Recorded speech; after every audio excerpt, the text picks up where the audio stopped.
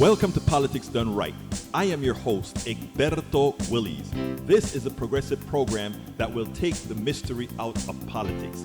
This is the program that will encourage you to make sure government becomes we the people. Whether you are liberal, progressive, conservative, or otherwise, you get to air your point of view.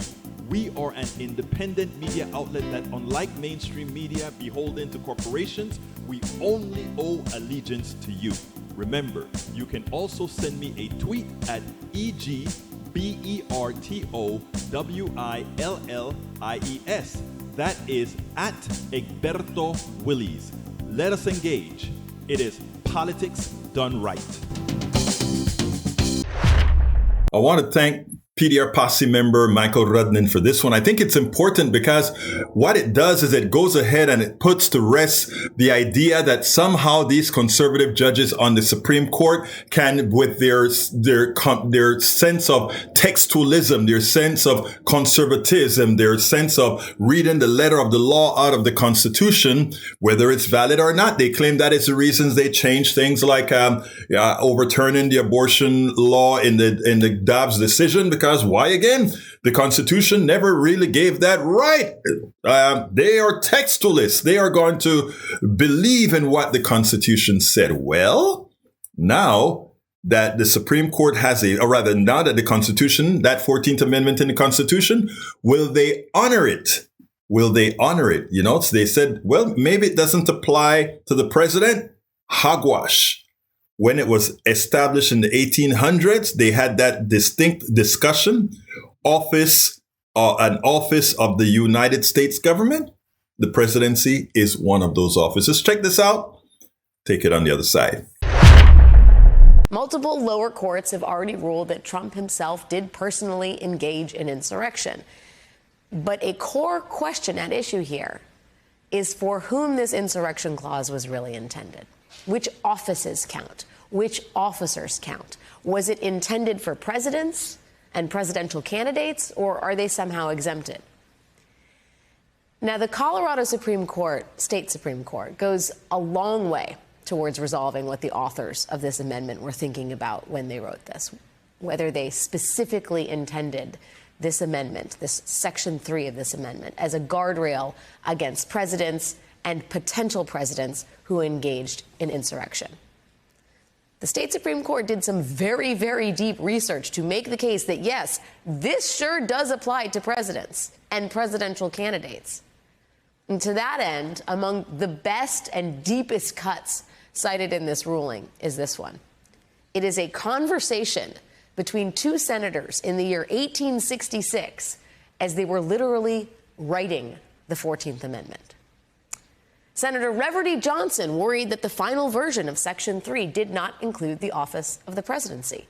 He stated, this amendment does not go far enough because past rebels may be elected president or vice president of the United States. So he asked, why did you omit to exclude them? I do not understand them to be excluded from the privilege of holding the two highest offices in the gift of the nation. Senator Lott Morrill fielded this objection. He replied, let me call the senator's attention to the words, or hold any office, civil or military, under the United States. This answer satisfied Senator Johnson, who stated, perhaps I am wrong as to the exclusion from the presidency. No doubt I am. The senators who literally wrote the 14th Amendment specifically meant for it to apply to the presidency. It does not get any more originalist than that, my friends, and that is exactly the point here. Adam Serwer argues in The Atlantic today that this ruling from the Colorado State Supreme Court is going to put the court's conservatives between a rock and a hard place. The court's conservative justices often justify their decisions through the legal philosophy of originalism, or trying to interpret what the founders meant when they wrote the Constitution. Serwer writes that this Colorado Supreme Court ruling is calling the bluff of the U.S. Supreme Court's originalists, forcing its conservative justices to choose between their purported legal philosophy and the partisan interests of the party with which they identify. So it would seem. Now, Trump has until January 4th to appeal the Colorado State Supreme Court decision, and his campaign says it plans to.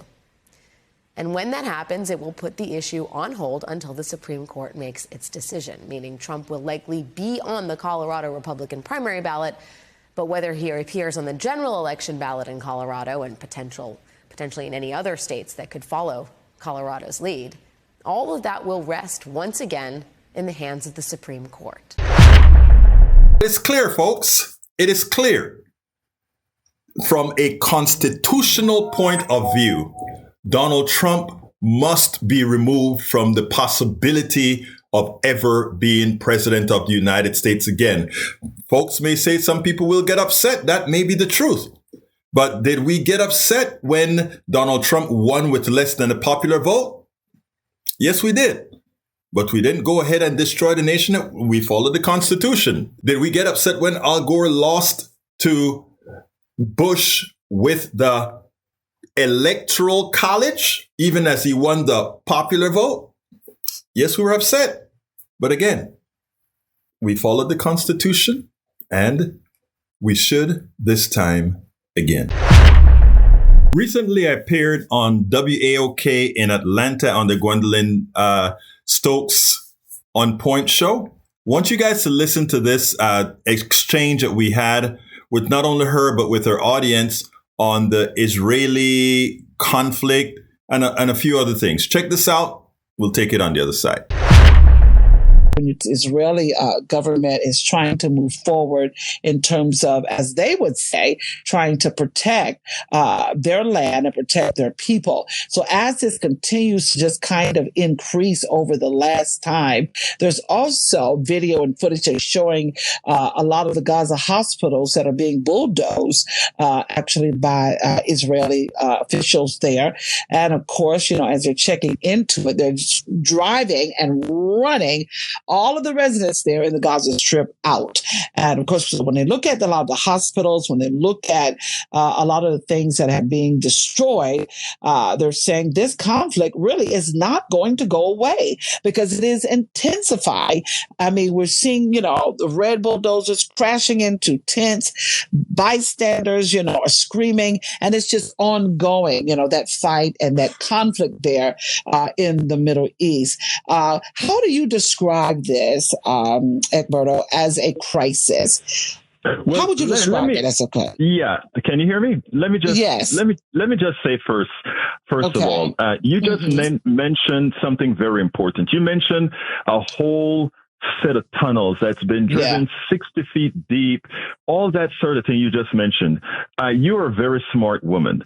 You know that's tons and tons of dirt. Of refuse. We built the Panama Canal back in the 1940s. We rebuilt it back in the 2000s. And the amount of dirt that you have to get rid of, know where it's coming from.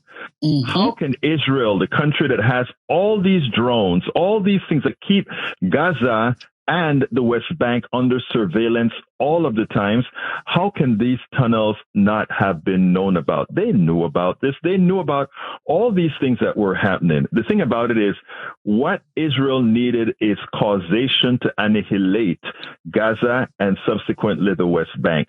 Because if you look at the last map that Netanyahu puts out, there's no room for Gaza. There's no room for the West Bank. And if you look at the charter for the Likud party, it's not Rashida Tlaib who is saying from the river to the sea, though she said it.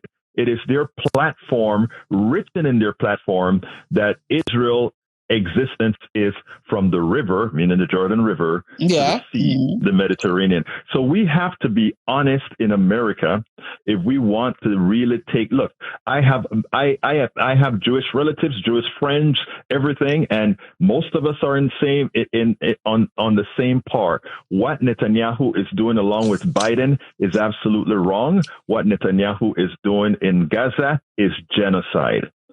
And we have folks like myself who are originally from Panama, Central America. We know what that looks like because Bush, looking for Manuel Antonio Noriega, he bombed out the holy, out of Panama City, Chorillo, Golan and David, killing thousands of Panamanians for one person. So Israel is just following a good template. I see. And of course, the relationship that Biden has with them. What is your stand on that? We'll go to break and we'll come back and talk more about it. Join the conversation, 404-726-1380. It's News and Talk 1380 WAOK. Elaborate just a little bit more about the relationship, with the Biden administration and the Israeli government. Yeah, let me first tell you, with all that's going on in the country right now, I want your audience to know this because we are an essential part of time in our country. There's under no circumstances I'm going to be voting for a Trump or a third party. I will be voting for Biden, not for Biden, but because existentially the country needs it. Now, Biden is making a fool of himself. Biden is when Biden served under Obama, Netanyahu came to the United States and snubbed the Obama-Biden administration. He has always had contempt for both Obama and Biden. When Israel got a terrorist attack, 1,200 people got murdered. True, that's a fact. That's a bad thing. That's a horrendous thing. The first thing we did, or Biden did, was to go over to Israel and hug Netanyahu. Netanyahu didn't come to us and hugged us in our despair at all. That's number one. Number two, we have the Biden administration trying to get billions of dollars in excess of the $3.8 billion that we send to Israel every year. He wants to give them $14 billion and in the process pay I want your listeners to hear this, Ms. Stokes. We are paying $8,000 plus for each Army shell. We just ordered over 15,000 of them. So our bombs going to Israel to kill Palestinians in Gaza, we are going to pay the defense industrial complex $8,000 per bomb. I want you to go through Atlanta as I go through Houston, as we go through other places where we don't have any of these politicians, whether federally, local, or state, doing anything positive to look at our homeless problem, our unhoused problem, as an existential problem, as a real serious matter. But we are willing to pay $8,000 for a bomb that costs under $1,000 to give to another country to annihilate another people that we consider less than. Do you understand why so many people around the world don't like us? And it's not that they don't like us as Americans. They love us as Americans. They love our culture. They love our vibrancy. But they hate what our government does, and the government does in our name. The thing of the matter is, all this money is not going per se to Israel. It's going to the cronies that are building the bombs, building the tanks, building the missiles here in the United States to then pass on to Israel freely to then go murder 20,000 innocent Palestinians. We have to open our eyes as Americans and not allow the military industrial complex, not allow a criminal like Netanyahu and others to really ask us to see things that aren't there. They're asking us to say, look at what they've done to these innocent Israelis, a bad thing. Then they were a terrorist organization, Ms. Stokes. They were a terrorist organization. But what if they're a terrorist organization killing 1,200 people? What if Israel killing 20,000 people? Children, women, men, pastors, reporters, all killed by our bombs. Absolutely. It doesn't balance out. It doesn't balance out. It's not right. Let's go to our phone lines. I've got Gideon on the line. Gideon, welcome. Go right ahead with your question or comment. Yes, thank you for allowing me to speak. When we talk about America and imperialism, I think historically we'll see that many nations have done horrendous acts of violence and war when it comes to taking land, people, because that's why Black people here in this country, we were taken. Do you see Black people being in the future being attacked similarly like the people in Gaza and the type of horrendous war that's taking place on people who don't even have a military? So we in America are similarly, we don't have a military. We've been co-opted into America's military. Do you see some of the same things in the future happening to Black people in America? And you mentioned Noriega. America trained him and profited from him and then turned around and killed him. So do you believe that in America, Black people who have been used by this country and are continuing to be used, but really don't have an economic base, we don't produce anything? Do you see the same things in the future for Black people in this country that's happening in Gaza and in Palestine? Brother, Ms. Stokes, should I answer that now? Yeah, go right ahead. Brother, very smart question, but I want to rephrase it a bit differently, because I like to tell folks I don't believe in race. I don't believe in, but what I do realize is that we live in a racialized country where race has been used as a tool. Its formation was on the backs of Black people. Black people were used as that tool. And the reason why Blacks were specifically used is that they could delineate Black slaves from white indentured servants. They didn't want that coalition built. It's important for us to start looking at things differently so that we can build the proper coalitions to beat the system. The system isn't a black and white system. The black and white thing is a tool. Okay? I'll posit a question to you, my brother. We know that Trump is an existential problem to Black people. That's what many of us think, to people of color, not just Black people of color, etc. I want you to name me one active, popular Black billionaire or Black multimillionaire that you have heard come out in this great fear and debate we have for having Trump back in, or this great big debate about how we're spending our money in Israel, or this great debate of any of these things. I haven't heard Oprah, I haven't heard Beyonce, I haven't heard Jay-Z, any of our billionaires come out and say we are going to invest in activist organizations that are going to mobilize people to make sure that somebody like Trump doesn't stay in power. The only person that of great stature that has a lot of money that I've heard come out and do that is somebody many of us like to laugh at, and that is a young, I can't remember her name now that I'm on the spot, but a young girl.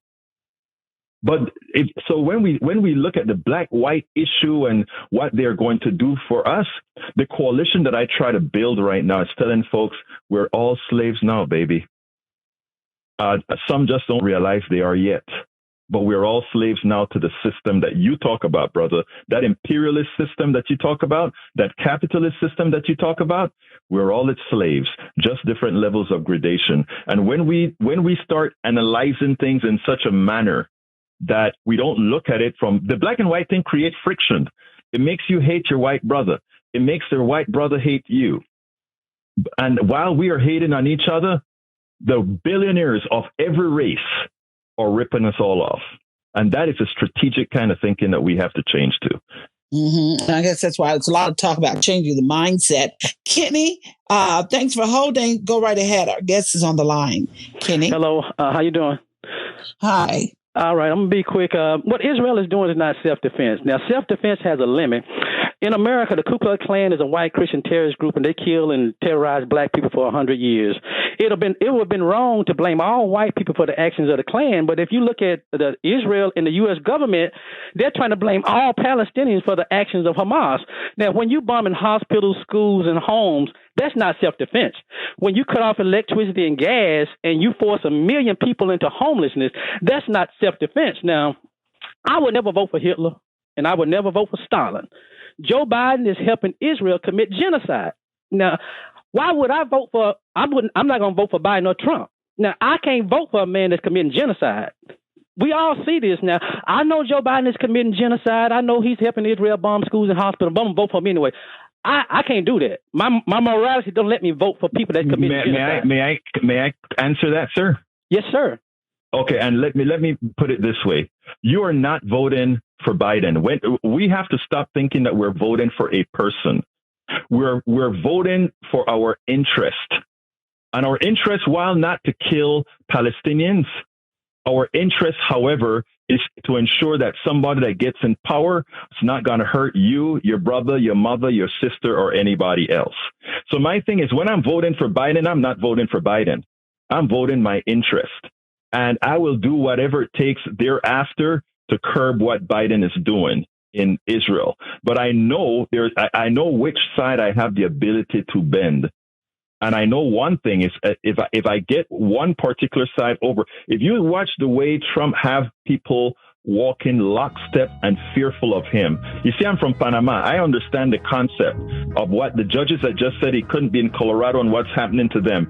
If we allow that to metastasize, or if we allow that kind of a fear to occur in our country, you and I, brother, anybody with any kind of a hue, you've got a problem. We are going to have a problem because, again, the fear that I see, the people that are currently sycophants to Donald Trump, is something that if we allow him and if we allow those people's fear to be metastasized, it's going to spread like a cancer. We'll go to break. We'll be back. Radio News and Talk 1380 WAOK. Our special guest on the line with us now, Egberto Willies, host of Politics Done Right. Jihad, welcome. Our guest is on the line. Mr. Willies, go right ahead. Good day to both of you.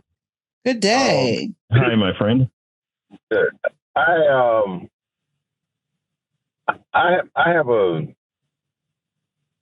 I don't see us as slaves. I have an issue with the concept. I think we're clearly free people, but we're scared people.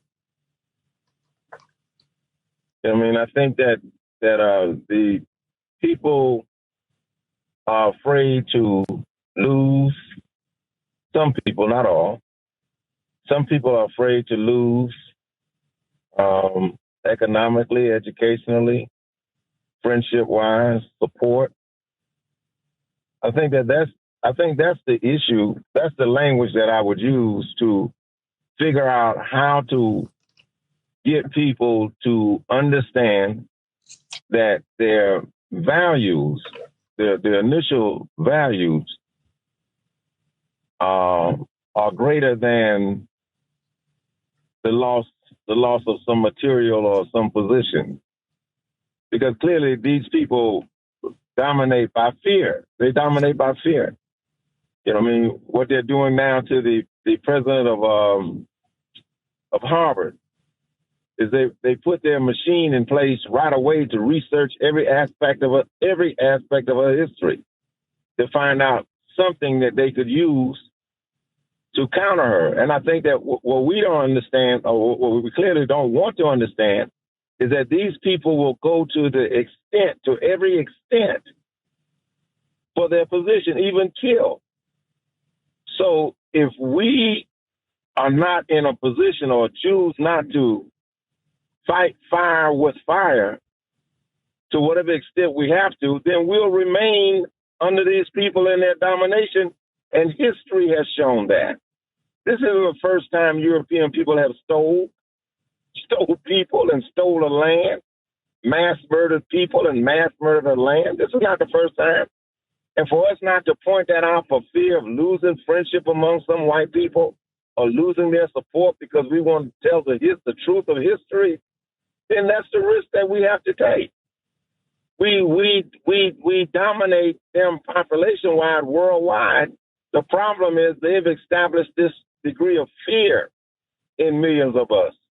And if we never stand up, then history is going to show that we're going to be in this condition forever. Because those people, they don't change. They haven't changed. I mean, and I'm not saying every one of them, but I'm saying the dominant factor among those people and the support they get, the silence and the support they get from a vast majority of their people, and historically proves that they will rob a whole continent. and enslave a whole people for 245 years and watch the abuse. So for them to watch 37 days or 70 to 76 days of abuse, this is not new. This is not abnormal for them. So I don't know. I have an issue with the term that we're slaves or we're going to be slaves. No, we're not slaves. We're free people. We just refuse to exercise the rights and the attributes of free people. And sometimes that requires you to go to areas that we're not comfortable going to. May I answer you, my brother, and let me explain what I say. I should have better defined slavery. In my program, I retooled it as antiseptic slavery because it has all the features. There's a phrase that I use on my program, and to kind of illustrate this. When we were slaves, we were property. When we were property, we had to be clothed. They had to give us health care of some form because you want your property working. You want that machine working. You had to be fed because you had to give that machine the fuel. That's who we were. I'm talking about people of color who were slaves.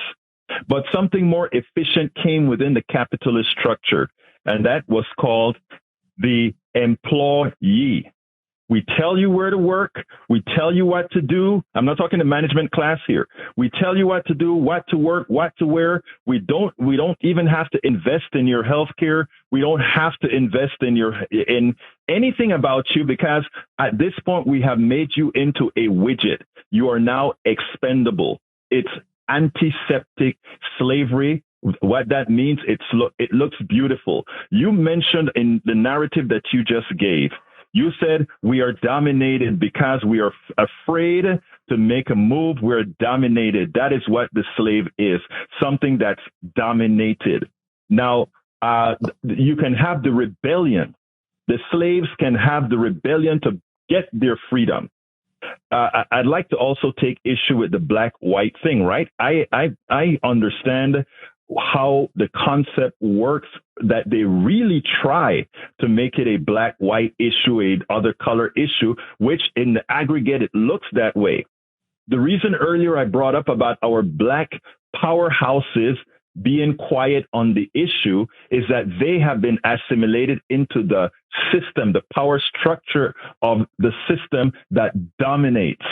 You even look at yet a few days ago, Hakeem Jeffries, who is the leader of the entire Democrats in the House. If you heard his speech defending Israel, that should tell you all.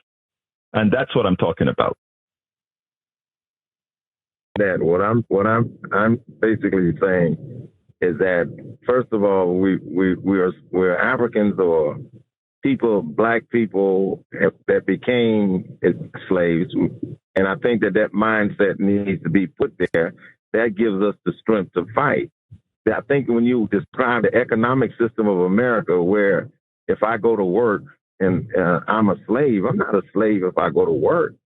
No, I go to work and I'm working, but that's what you said. You said no. I think what I call it antiseptic slavery, because what I'm trying to do, my friend. Yeah. What I'm trying to do is the following. I'm trying to equate, because there are other economic systems, right, that makes it where you work, you partake of your spoils. Okay? Yeah. But the way we work right now, we are told what to do. They make a big profit, they walk off with it. That's your excess labor that somebody walks off with. What I try to talk about is how all of us have been so indoctrinated into this current economic system that we don't see it. But you don't see any good, say for instance, if I own a business and I treat my employees fair because I deal with the economic system in America, I do the things that you say we don't do.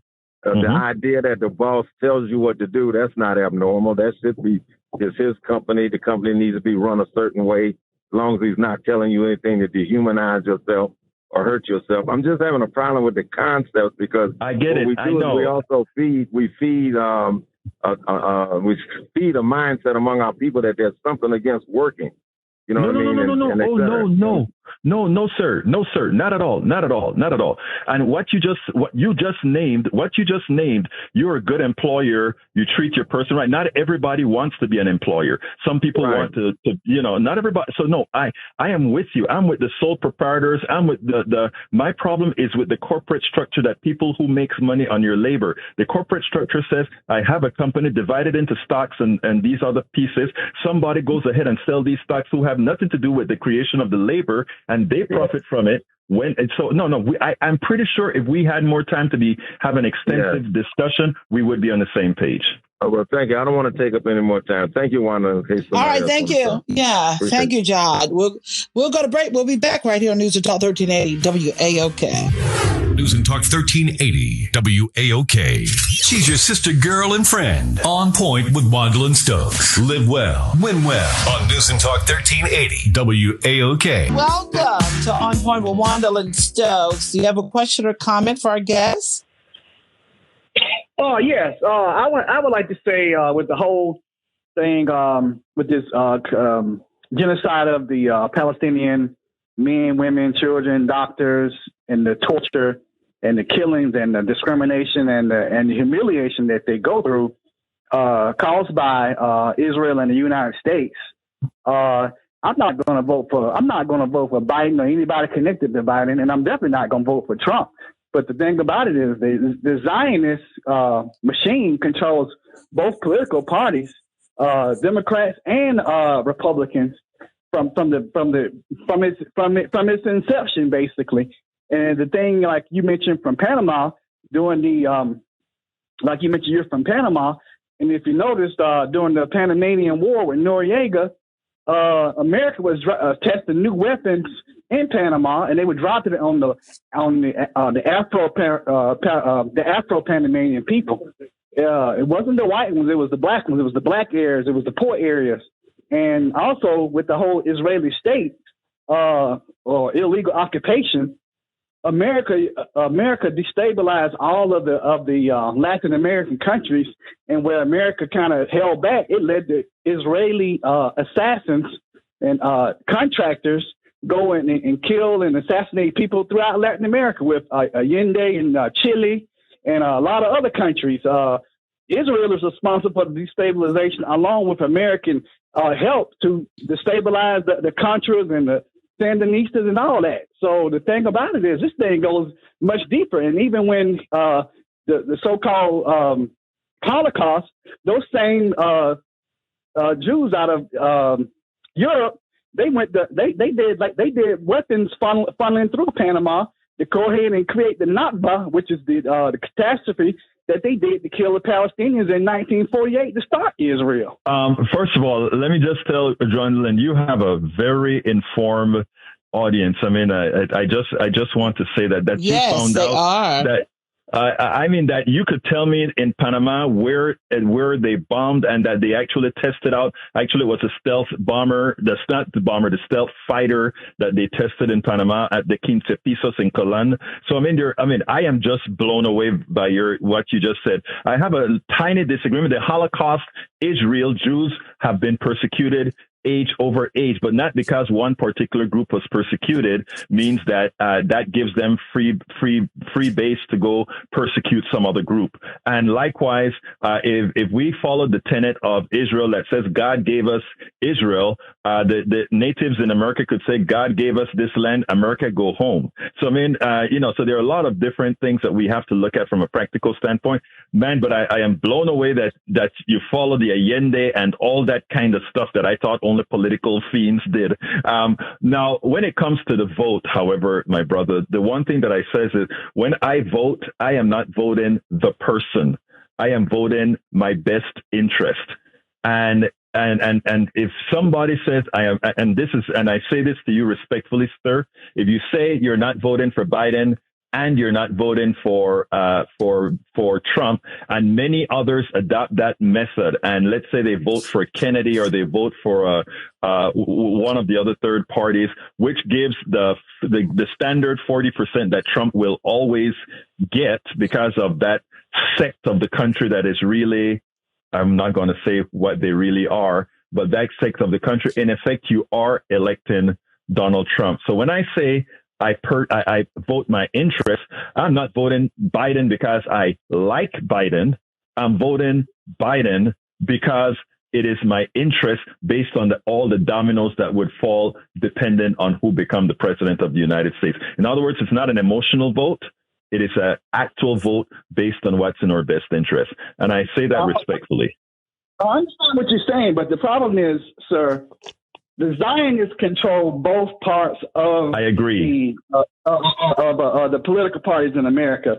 And the Zionists also control most of the international and multi-international corporations that can I interrupt? Yeah, go ahead. May I interrupt you? Because I don't want people to mistake what Zionists do with our Jewish brothers and sisters. Remember, we've got to get a coalition here that actually works. Yeah. And there are bad people in Israel, but most of the people in Israel are good. There are bad people in Gaza and the West Bank. Most of them are good. And we want to have all the good things. And there's a lot of anti-Semitic people that would go out there and say, well, the Jews control this and the Jews control. I don't want to go there. What I want to go is, what are the coalitions we can build to actually take over? Now, what you're saying, if you listen to Hakeem Jeffries yesterday, you can see that Hakeem Jeffries is bought by the AIPAC. That is a group that Israel controls. Right. You can see he's purchased and bought by AIPAC, but he's what we got right now until we, progressives and others with a solid mindset, are able to deprogram those who actually believe in the crap that all these other people still believe in. But we need smart folks like yourself and many others doing the right thing to build these coalitions to make changes, in my humble opinion.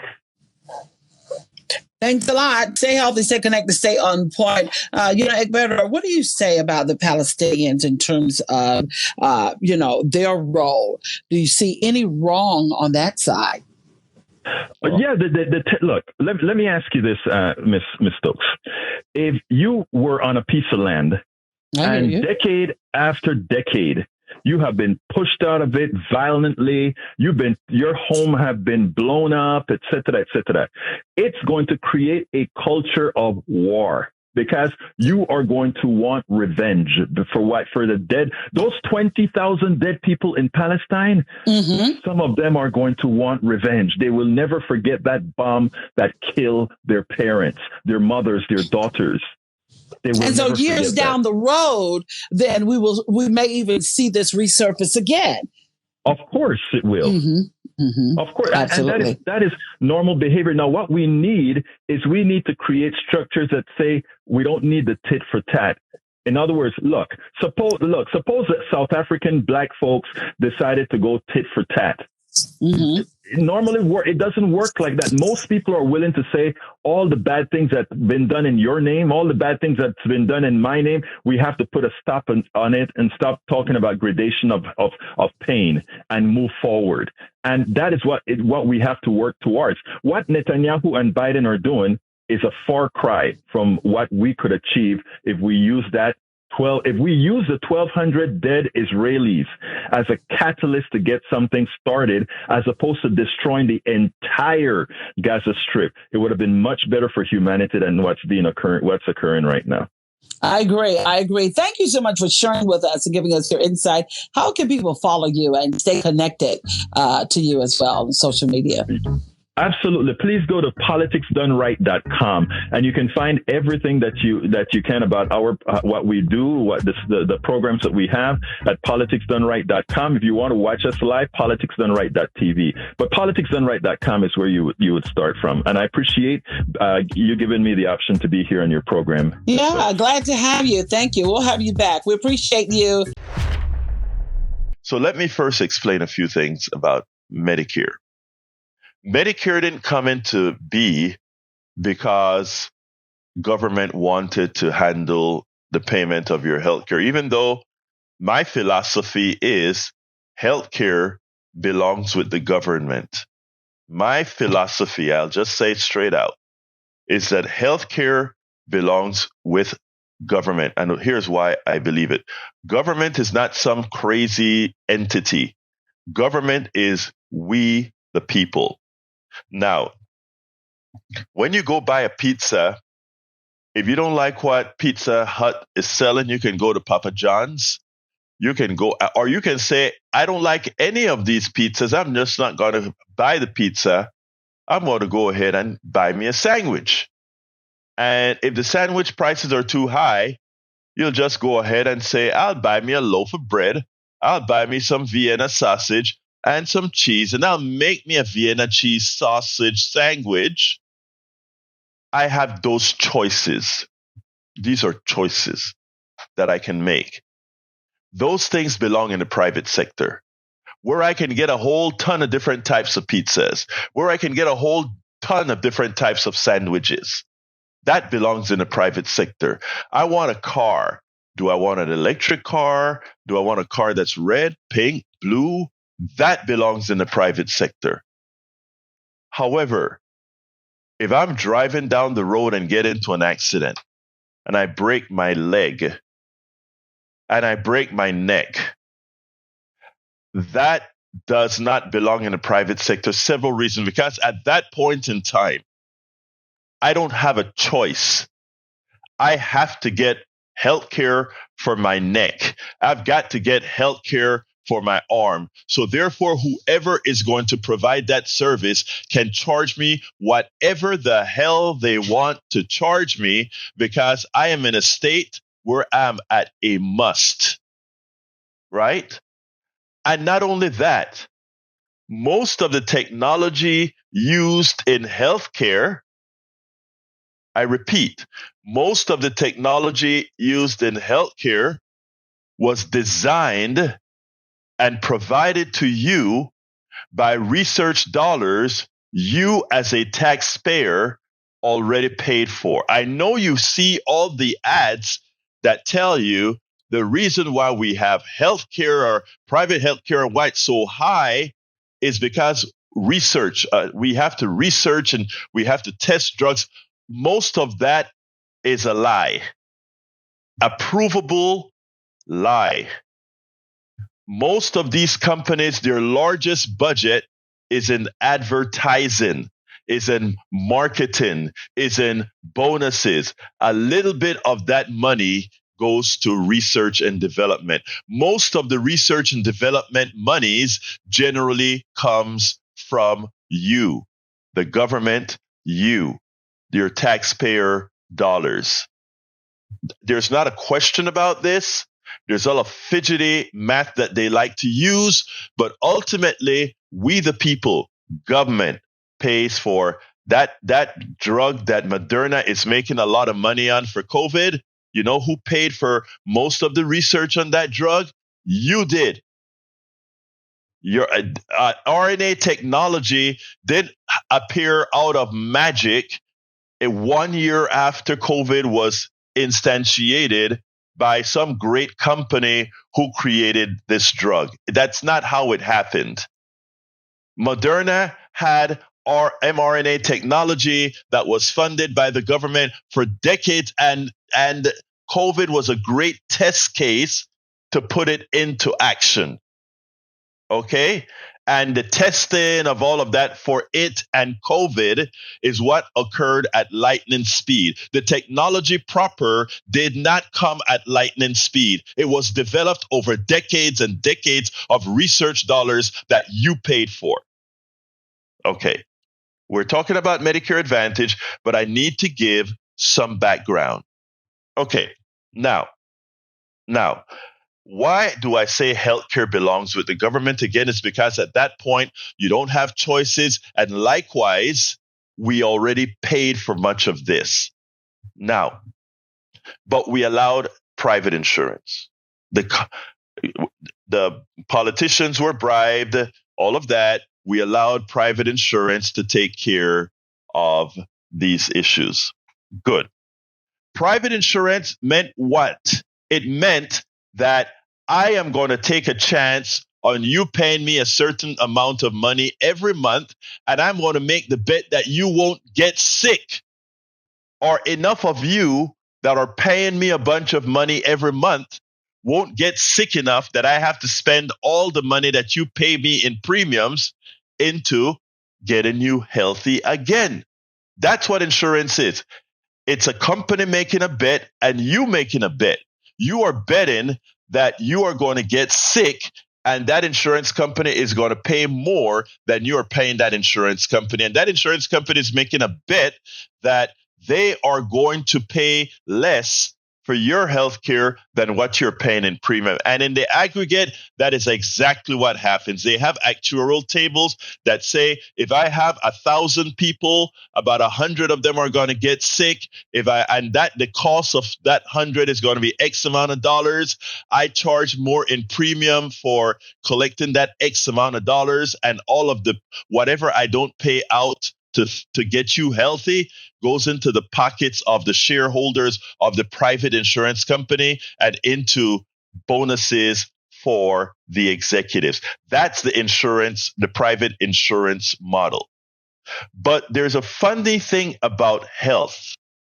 As we get older, in the aggregate, we get sicker. As we get older, we get sicker. And as we get sicker, it costs more money for us to get healthy. So insurance companies, because they are a profit engine, insurance companies are not there to do a good deed. That's why it drives me crazy when somebody says, I love my insurance company. Your insurance company was not designed to make you feel good or to do good by you. Your insurance company was a business model to make money for a few people who own that insurance company, or a few executives, even in the nonprofit insurance companies, a few executives who run that company and the bonuses they get for spending less than they take in. All right? Because that extra money goes to the shareholders and it goes to the executives. Insurance companies are not there. So you're not there to like your insurance company. You're there to make sure your insurance company pays the bill. Nothing more, nothing less. It's a transaction. There's no love there.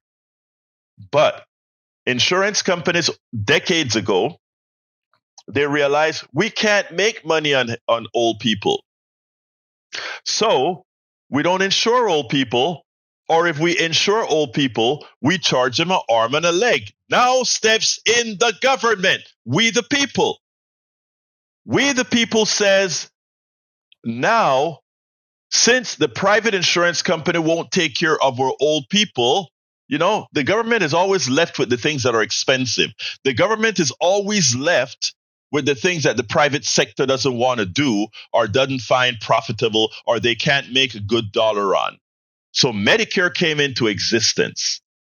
Medicare came into existence, and it started out just for old people, and then it changed into taking care of more things. But Medicare came into existence because the private sector would not insure all of you old people because you cost too much. And they would have to have a too high a premium, and a lot of people would go without paying the premiums and just die. And they want to take your money before you die. Otherwise, there's no money for them to take. So they allow it to slide. Let the government take care of people over 65 years old. So they created Medicare. And what Medicare did is Medicare paid 80-20, just like standard insurance companies. They pay 80% of the bill. Now, a lot of companies now, a lot of doctors will just take the 80 and they know that people are struggling and they may not take the 20%. They may forgive or they may take your house. I'm kidding, but you get it. 80-20 is what standard Medicare pay for. And while senators like Bernie Sanders and others have been trying to get Medicare to cover dental, vision, and ears, the private sector paid off senators not to give those services so that they would have a selling point for Medicare Advantage. Let me stop a second. Medicare did not provide those services as baseline. In other words, they gave you great health care. You can go to any doctor. You can have any medicine. You can go to any hospital under standard Medicare. So how is the private sector going to come in now? They see it as a lucrative market. The baby boomers are getting old. That's a bunch of people to insure. Imagine if we could get back into that market. It would be a landslide of money. Okay? And that's what they did. They paid off the government to create Medicare Part C. Let's back up. Medicare Part A, hospitalization. Medicare Part B, doctors, or the reverse, I don't quite remember, is given, you get that standard Medicare. Then, of course, you have Medicare Part D, you pay for drugs, and then you get a Medigap to pay the 20%, right? And you have private insurance that would take over that gap for you. And if you get that private insurance at the time that you get Medicare the first time at 65, they have to give you Medigap, and they have to give you Medigap at a reasonable price, what the current price is for everybody. But here's a kicker. The private sector smells blood. Johnny, I'm coming to you, but I need to finish this narrative. The private sector goes ahead and they see money. Oh, how can we scam again? How can we scam again? And they say, wait a minute, I can go ahead and tell the government for every old person, let's categorize them into 3. Kind of sick, very sick, extraordinarily sick. And you give me a fixed amount of dollars for any one of those, for each one of those people that decide to voluntarily leave Medicare standard, meaning traditional Medicare, and come to Medicare Advantage, the private sector insurance. In other words, Medicare Part C, Medicare Advantage, it's not Medicare at all. It is just private insurance paid for by our Medicare dollars. Again, standard Medicare is paid for by the government, and you pay for what you use. Medicare Advantage is private sector healthcare, just like your standard private insurance that always gives you trouble to get healthcare, where you have to beg to get healthcare. All right?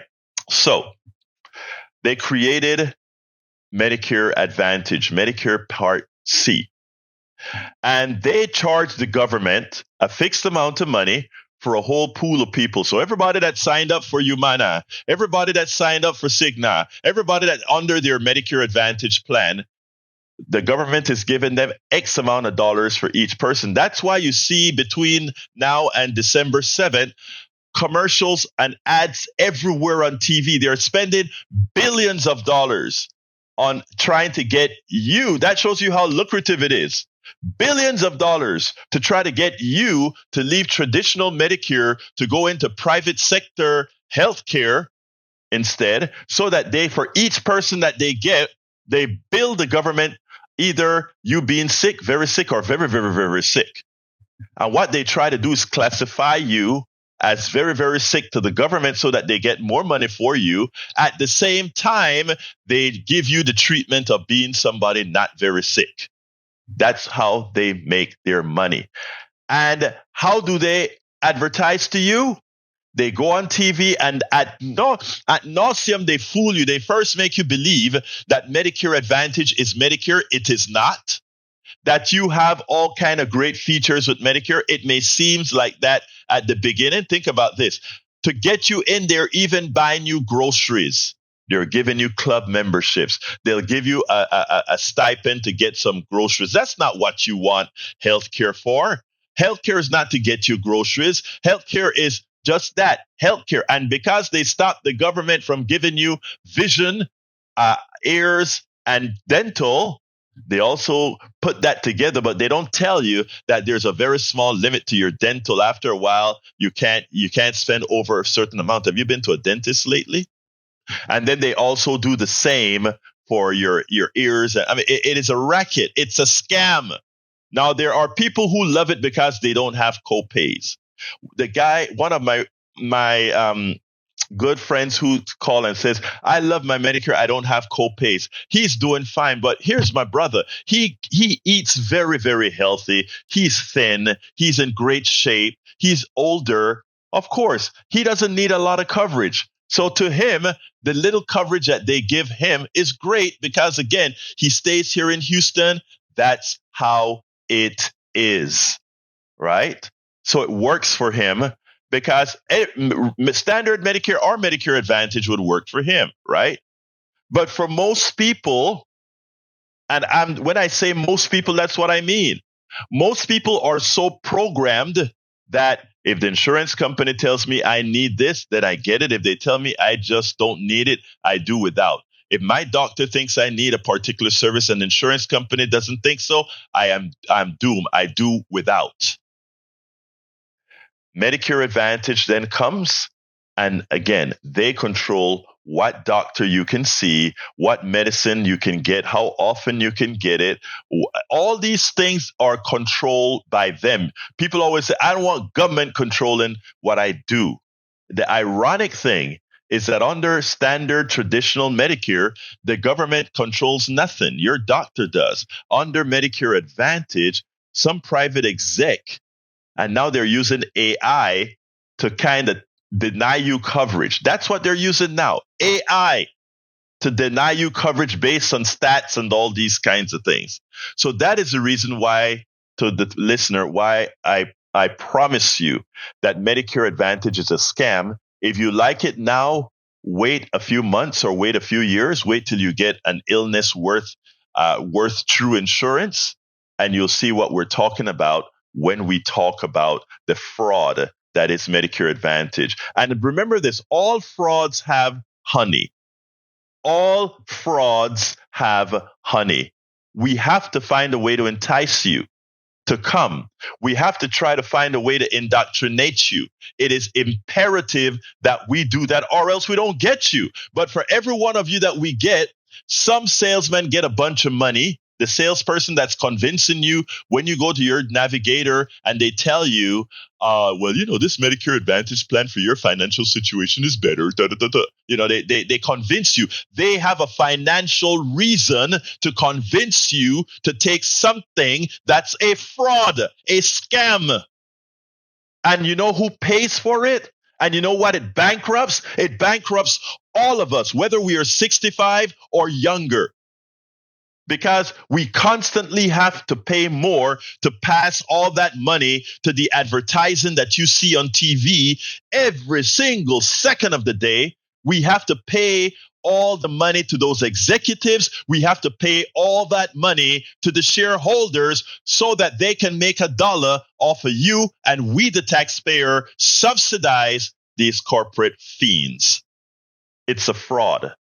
And yes, it works for some. Yes, it works for some, but in the aggregate, it falls on its weight, just like private health insurance right now for most. They either don't have it, as if like here in Texas, where it's the highest uninsured rate for people under 65, or it's a fraud on you. So that's the explanation I wanted to give on Medicare Advantage. If I was not clear, if I was fuzzy, if I need to clarify something, the phone lines are wide open. We spend a lot of time deconstructing the news, trying to parse it into a form that everybody can understand. We try to find those little nitpicks where it flies above the fray, etc. If you really like these videos that we do, I want to ask a big favor. Please go ahead. Number 1, subscribe to our channel. And number 2, please join if you can. Thank you so kindly for watching. Keep watching. Please remember to share. We must populate the entire internet with our progressive message, a message that we know is what most Americans say that they want. So help us, please join.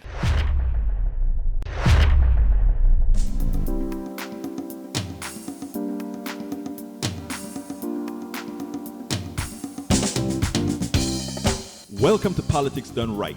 I am your host, Egberto Willies. This is a progressive program that will take the mystery out of politics. This is the program that will encourage you to make sure government becomes we the people. Whether you are liberal, progressive, conservative, or otherwise, you get to air your point of view. We are an independent media outlet that, unlike mainstream media, beholds